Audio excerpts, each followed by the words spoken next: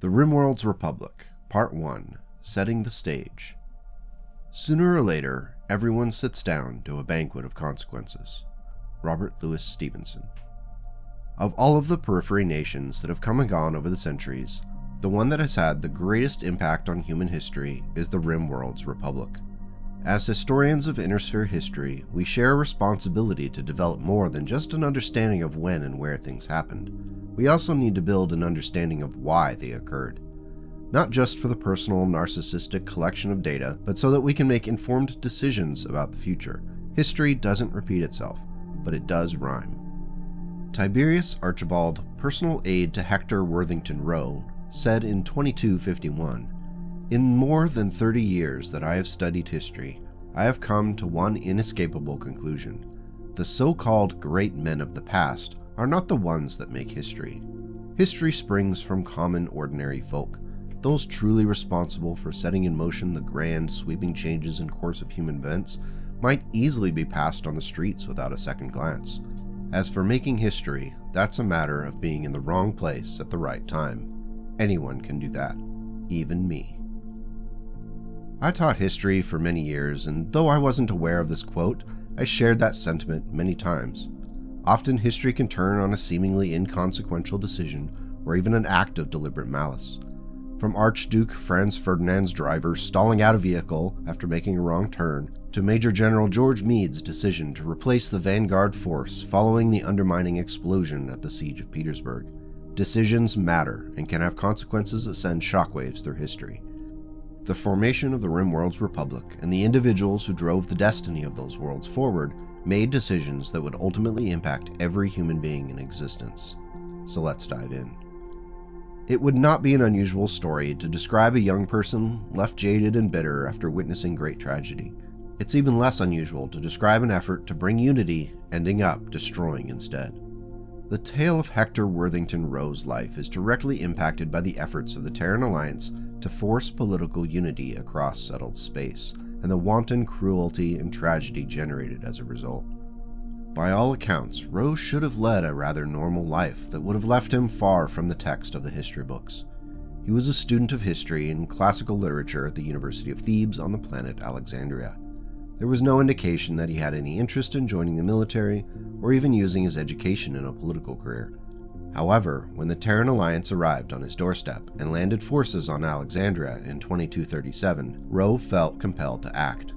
He volunteered to join the militia, which was tasked with defending the university grounds from the oncoming 14th and 29th Terran Alliance Special Combat Battalions.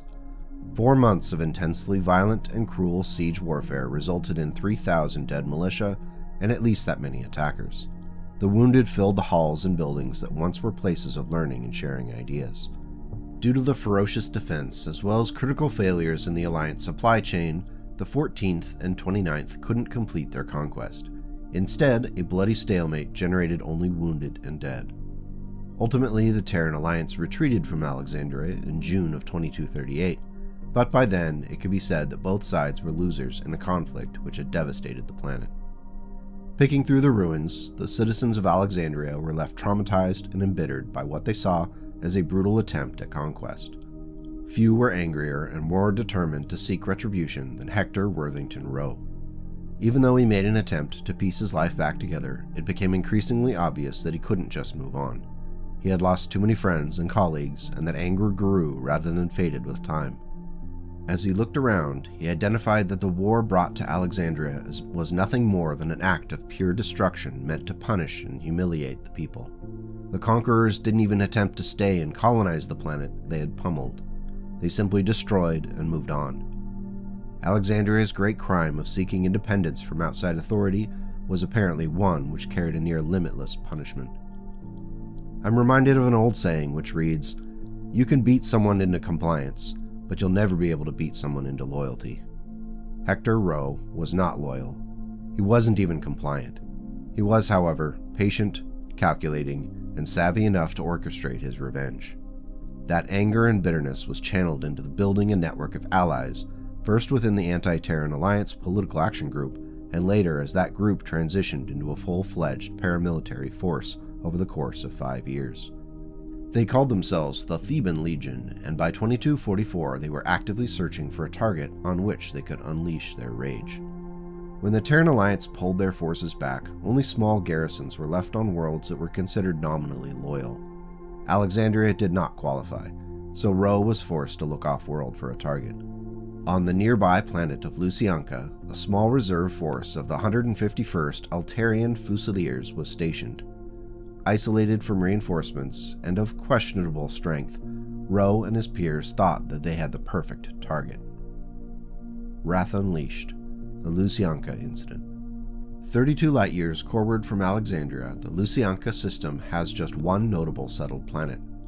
Eventually it would be absorbed into the Lyran Commonwealth, but that wouldn't occur until 2571. In the meantime, it was the closest planet to Alexandria that could be called loyal to the Terran Alliance. Rowe and his Theban Legion decided that they would act to cleanse the region of what they described as Alliance barbarism.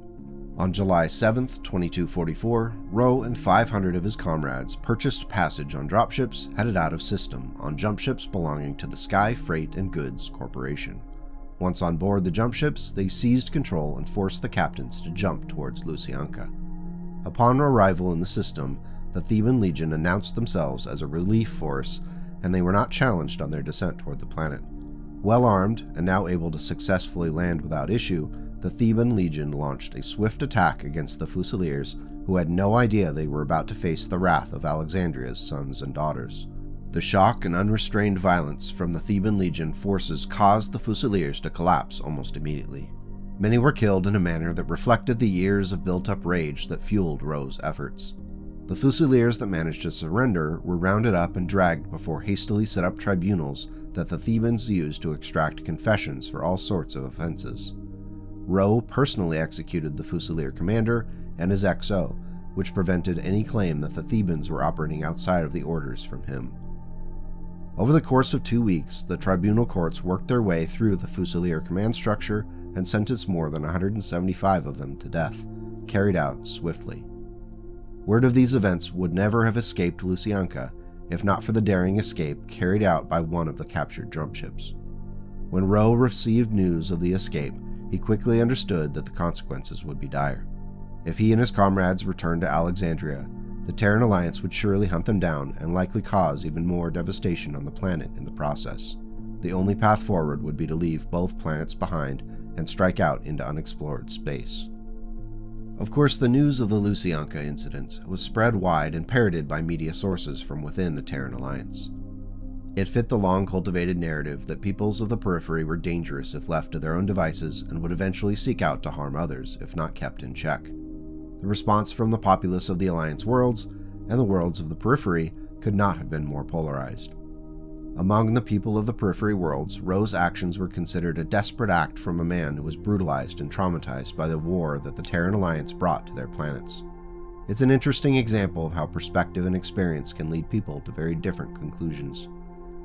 Unable to return home, unable to let go of his anger, and with the expectation that the entirety of the Theban Legion would be hunted down if they stayed in settled space, Rowe took the remaining jumpship and left the Lucianca system, never to return.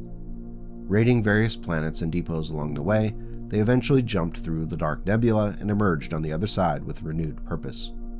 When a small habitable world was discovered orbiting a G5 star, the decision was made to build a settlement. Rowe named the planet Apollo, fitting his interest in the classics and history from his life before the war. The Rimworld's Republic was established officially on September 8, 2250. Free from Terran influence and seemingly not restrained by all the previous social constructs, Rowe sought to model a new society based upon the ideals of the philosopher Plato. What exactly Rowe considered those ideals is up for conjecture. The most likely involved an understanding that the universe we perceive is a pale and imperfect representation of true objects and ideas. People who have the ability to perceive the true objects rather than the representations of those objects are known as philosopher kings, who are tasked with dragging others toward the light.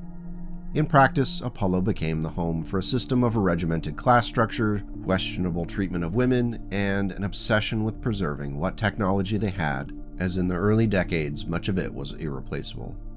It also needs to be said, since I dragged the Marian hegemony for the same thing, that Rowe's system included the establishment of a Helot class. For those of you who are a few years removed from grade school, the Helots were the slaves that the Spartans used to keep the Greek city-state functioning. You think a student of history would avoid such things considering how paranoid the Spartans were about slave rebellions, but here we are.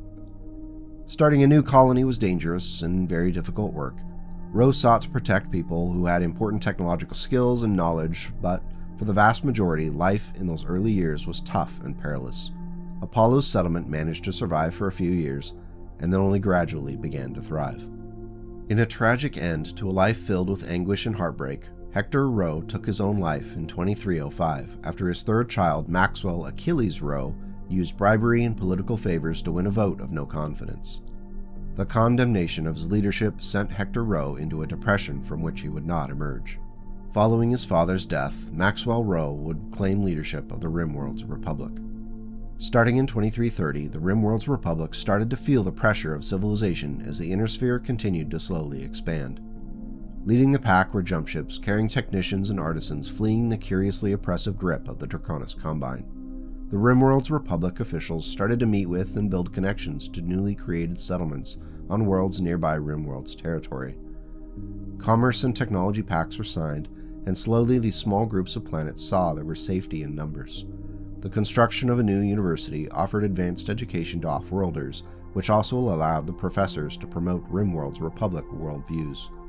Eventually the systems, Anywhere, Wotan, Star's End, Steelton, Bensinger, and Toland would formally join the Rimworld's Republic. With the Draconis Combine distracted with squabbling over planets closer to Terra, the Rimworld's Republic began a campaign of settlement and development across planets between them and the Combine. This buffer zone would provide raw materials for domestic production of goods and technology, as well as protect the core worlds around Apollo.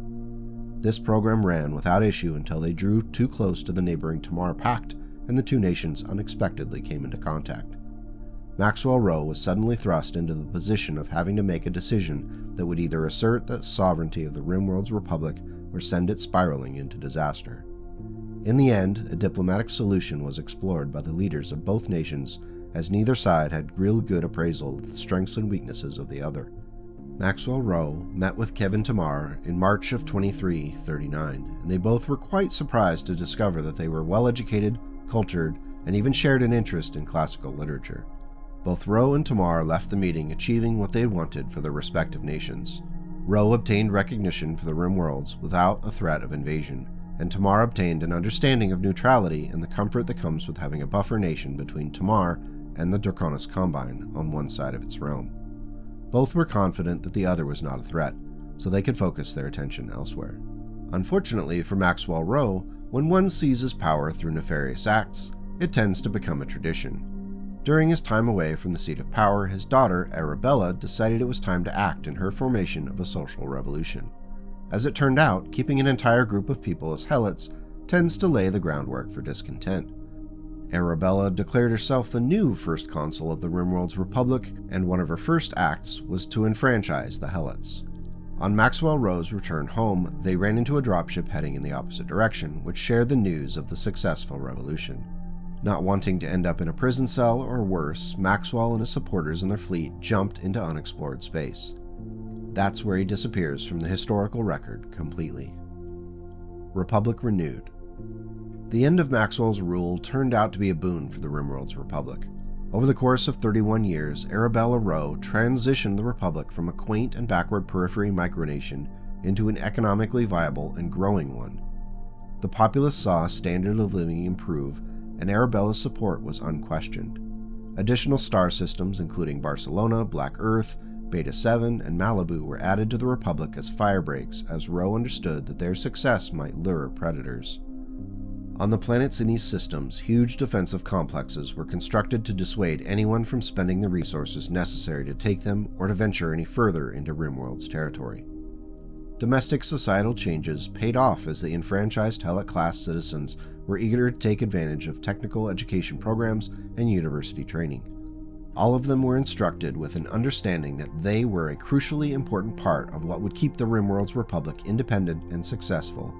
When Arabelle finally passed away, she turned over a functioning state that was an example of good governance and a regional power that could not be easily pummeled into submission from invasion. Her son, Michael Edward Durant, would take the helm and run with it, signing new trade deals with nearby states, including major inner-sphere houses that could offer infrastructure and technology in exchange for access to the Republic's plentiful supply of laborers.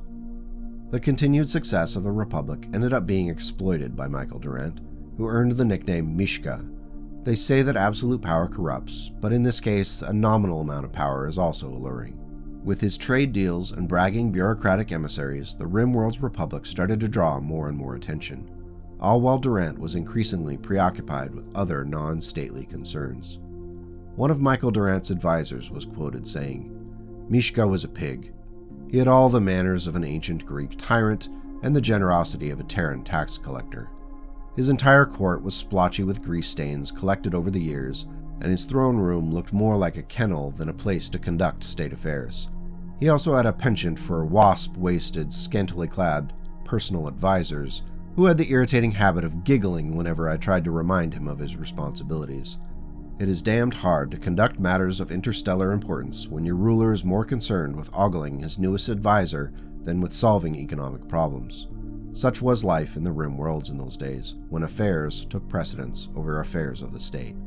Minor border conflicts, paranoia, and the always tempting desire to take what isn't yours gripped the inner sphere in the Age of War. The RimWorld's Republic saw another leadership change. The fifth First Consul of the Republic was Michael's sister, Heather Durant, and she sought to avoid being dragged into the conflict between the Draconis Combine and the Lyran Commonwealth in 2407. Both sides showered her with offers in exchange for an alliance against the other house, but she rejected them all in favor of remaining neutral. Of course, this didn't mean that either house would leave the Republic out of it. Instead of sending armies, both the Combine and the Lyrans used the RimWorld's Republic as a battlefield for intelligence agents seeking to gather information, steal trade secrets and technology, and otherwise cause chaos.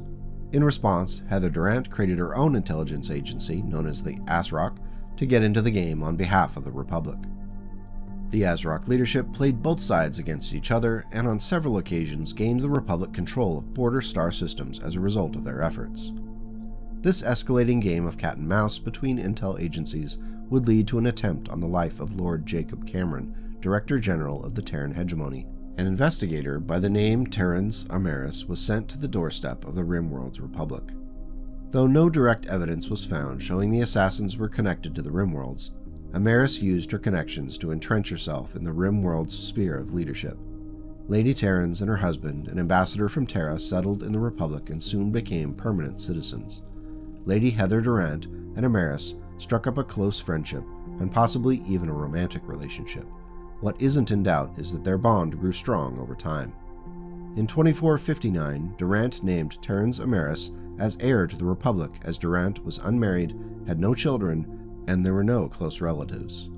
Going from Terran Hegemony investigator to ruler of the RimWorld's Republic in 2463, Amaris' star was rising and shining bright in the RimWorld's Republic. End Part 1. We're going to stop here just before the beginning of the Reunification War, as things start to snowball quickly and it's worth a fresh start. Plus, this shift in control of the Republic is a great natural break in the story. In a few days, I'll post Part 2 and we'll get into the nitty-gritty of Amaris' RimWorld's Republic. Until then, take care and go make the world a slightly better place today and tomorrow.